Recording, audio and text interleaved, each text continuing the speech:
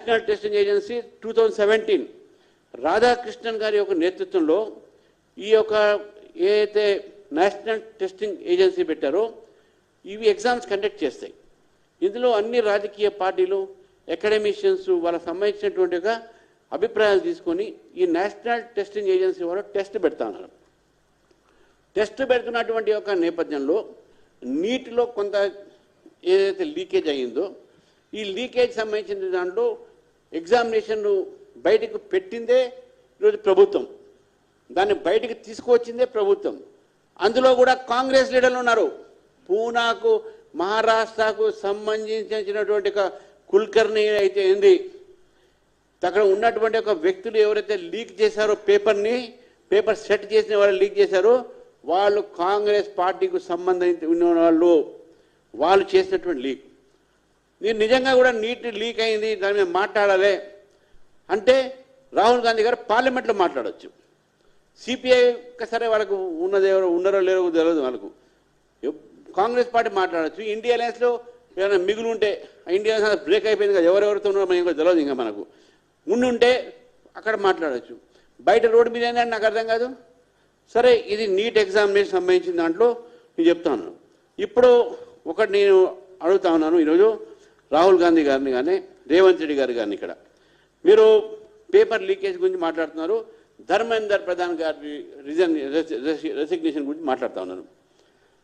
మీ paper leakage 2014 ముందు, paper leakage 2014 ముందు తమిళనాడు మన వెస్ట్ బెంగాల్ టీఎంసీ, తమిళనాడులో ఏఐడిఎంకే, ఒడిశాలో బీజేడీ ప్రభుత్వం ఉన్నప్పుడు ఈ మొత్తం 53 కాంగ్రెస్ పాలిత రాష్ట్రాల్లో లీకేజ్ అయినాయి.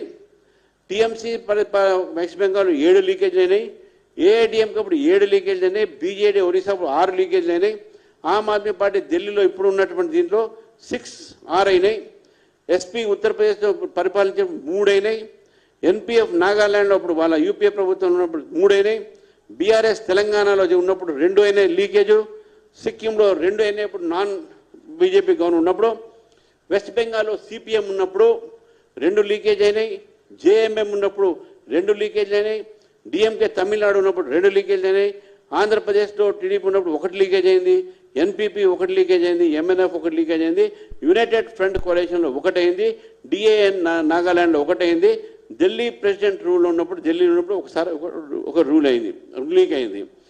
తర్వాత paper leakage India alliance partners మన 2014 తర్వాత కొన్ని రాష్ట్రాలు ఇండియా అలయన్స్ ఉన్నాయి, అక్కడ టీఎంసీ ఉన్నప్పుడు 7 లీకేజీలు, ఈ మధ్య కాలంలో 7 లీకేజీలు, జనతాదళ్ ఆర్జేడీ అప్పుడు నితిన్ కుమార్ ఉన్నప్పుడు 2 లీకేజెస్, అప్పుడు జేడీయూ మాత్రం విడిపోయి అక్కడ ఉన్నారు వాళ్ళు. సిపిఎం వెస్ట్ బెంగాల్ అంత ముందు 2 అయినాయి, డిఎంకే ఉన్నప్పుడు 2 అయినాయి, ఎస్పీలో మళ్ళీ 3 అయినాయి. ఇది మొత్తం జరిగినటువంటి ఒక లీకేజెస్.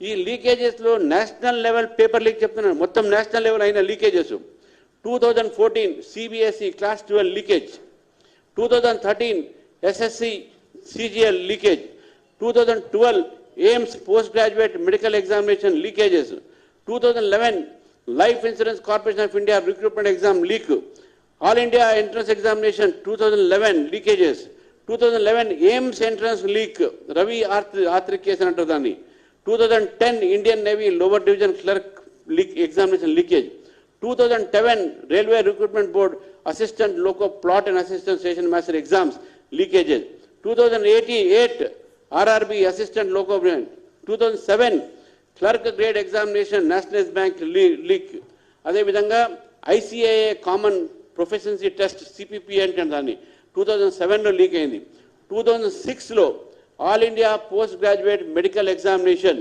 ఇది railway recruitment board 2006, 2005 common entrance test for engineering 2005 to CBSE class 12 board exams, 15 లీక్లు.